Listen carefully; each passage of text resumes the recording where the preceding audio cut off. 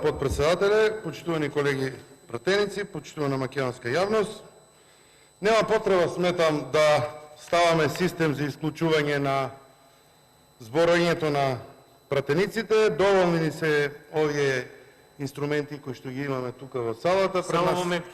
ќе прекинам, ќе го стопираме времето. Значи не реков дека ќе се имплементира систем пратеникот. Добро, па дозволете ја да кажам што имам да кажам, ве разбрав што кажам. Кога ќе заврши времетраењето на дискусијата, самиот систем ќе исклучи. Веројатно мислам дека се согласувате со мене дека тоа ќе биде многу попродуктивно и за власта и за опозиција. Нека остане системот кој што е, уште тука да ги исклучуваме пратениците кои имаат можност да зборуваат од оваа говорница, така да сметам дека доволно сме во собранието и ние, и пратениците, бидејќи еве почнуваме втор ден расправаме во Сала Македонија, дека ќе го имаат услови да го гледаат системот кој што впрочем го имаат пред нас и да се адаптираат согласно нивните говори и времето за кое што треба да говорат. Сметам дека доволно има цензура во државата, па и уште тука да ја воведеме. Ви благодарам и за законот малку да помогнете. Да, за законот имам доволно време, ќе кажам и за законот. Предлог законот за утврдување на максимални цени за болничко лекување и за тестирање на пациентите со COVID-19 во приватните здравствени установи е предлог закон предложен од колеги пратеници за кој што ние дававме подршка за можност за негова дискусија уште на вчерашната седница за да продискутираме за состојбите во здравството кои што морам да кажам дека се катастрофални. Ова е еден добар обид да се стави ред во областа во која што треба да се делува, а тоа е здравството, односно усогласување на цените, односно намалување или ставање во рамка цените на приватните здравствени установи и јавните здравствени установи со максимални цени за болничко лекување и за тестирање на пациентите со COVID-19 во приватните здравствени установи. Меѓутоа сметам дека имавме можност, ќе почнам од состојбата во здравството по однос и справувањето на самото министерство со ковид пандемијата, за кое што не е потребно ние да констатираме, доволни се реакциите од граѓаните, од ние граѓани кои што непосредно имаа можност да се лекуваат или да бараат услуги од нашето здравство, предводено од Министерството за здравство и министерот Венко Филипче, и тие се сосема различни од она што Венко Филипче пробува преку својата веб страна, односно својот профил на Министерство за здравство да го представи пред граѓаните преку неговите ботови, а во долгата приказна во кратко да ја сведам на тоа дека потврливме по однос на справувањето со пандемијата, потврливме затоа што на почетокот немавме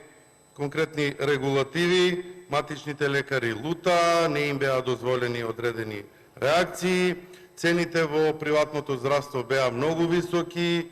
во моментите кога имаше полни беа капацитетите во јавното здравство, имаше проблеми да се најде кревети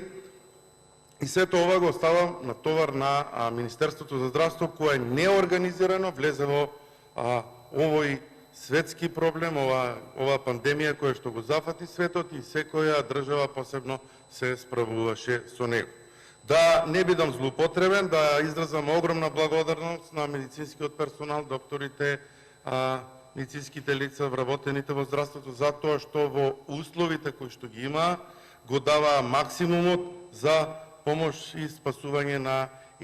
секој еден живот на граѓаните во државата. Тие работеа во услови во кои што можеа. Значи, колку беа условите, толку беа и можностите, капацитетите да се справуваат со тие проблеми.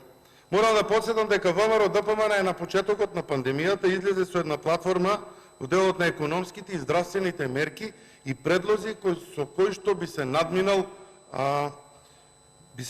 не би се надминал, туку би се намалил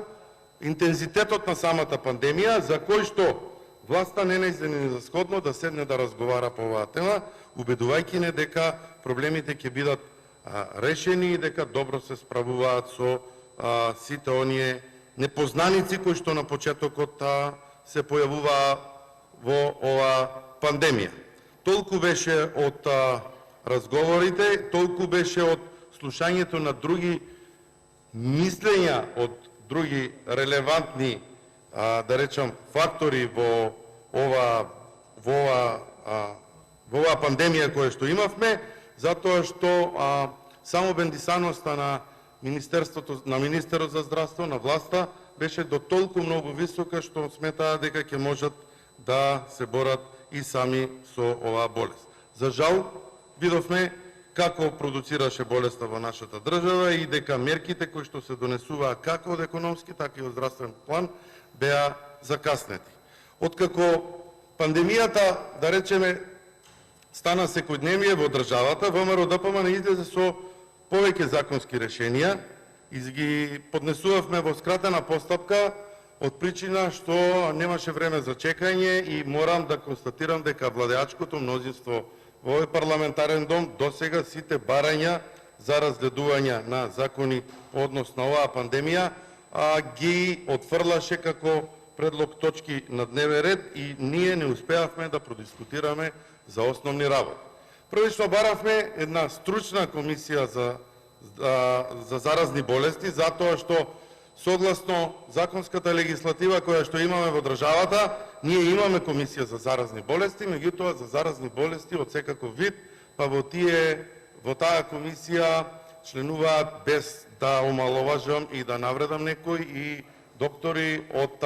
ветеринарните науки, која што е сосема различна од тоа што требаше да го решаваме во проблемот. И таму не убедуваа дека не треба да имаме специјализирана комисија за заразни болести, која што на дневна основа работи со проблематиката од вирусот COVID-19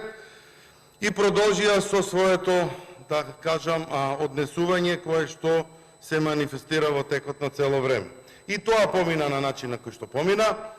Во периодот кога беа обезбедени или одобрени одредени вакцини од Светската здравствена организација, не убедуваа дека вакцинирањето ќе опочнеме на време. Гледате дека освен од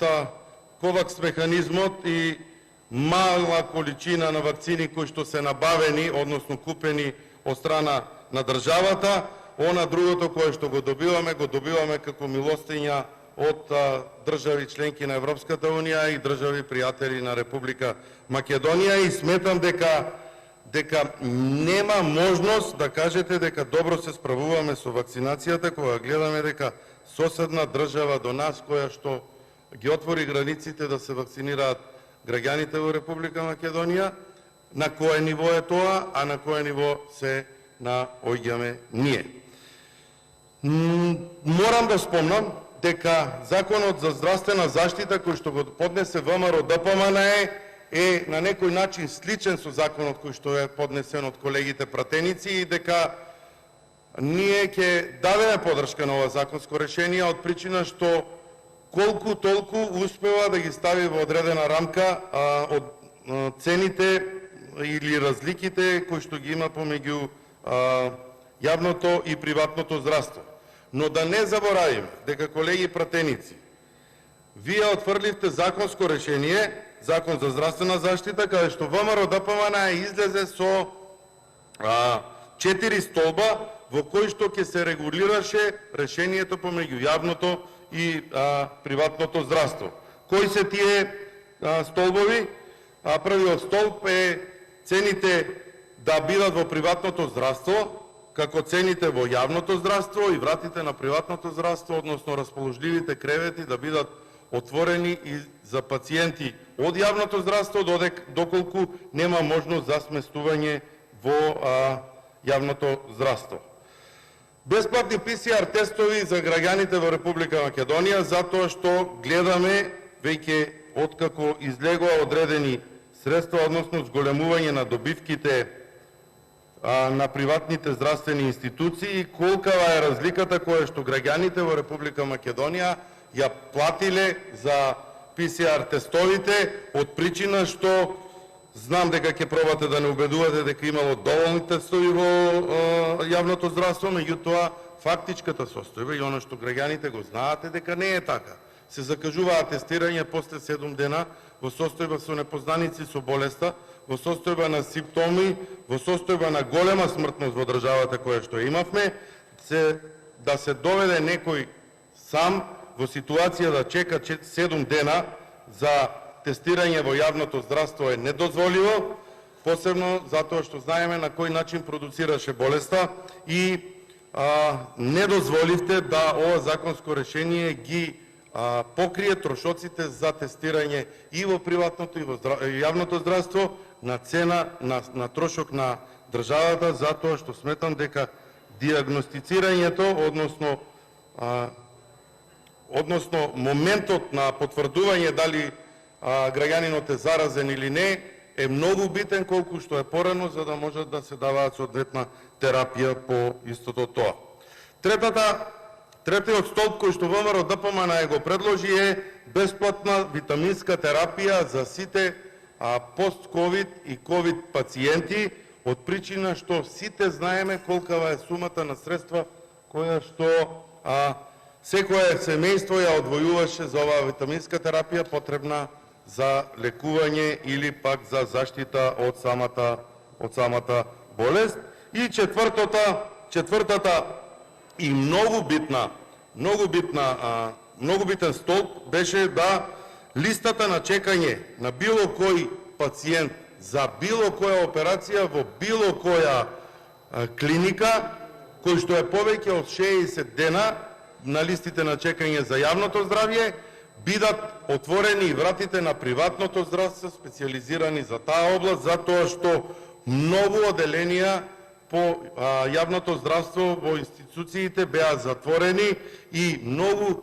друг вид на операции беа одложени од причина што пандемијата косеше во одреден период, а ова ќе беше можност да се спасат одредени човечки животи и да можат одредени пациенти си ги остварат своите оперативни зафати за кои што чекаа и за кои што не можеше да се најде термин или пак одредени институции не беа во можност поради пандемијата која што имаш. За жал, колеги пратеници, не го прифативте ова наше решение, иако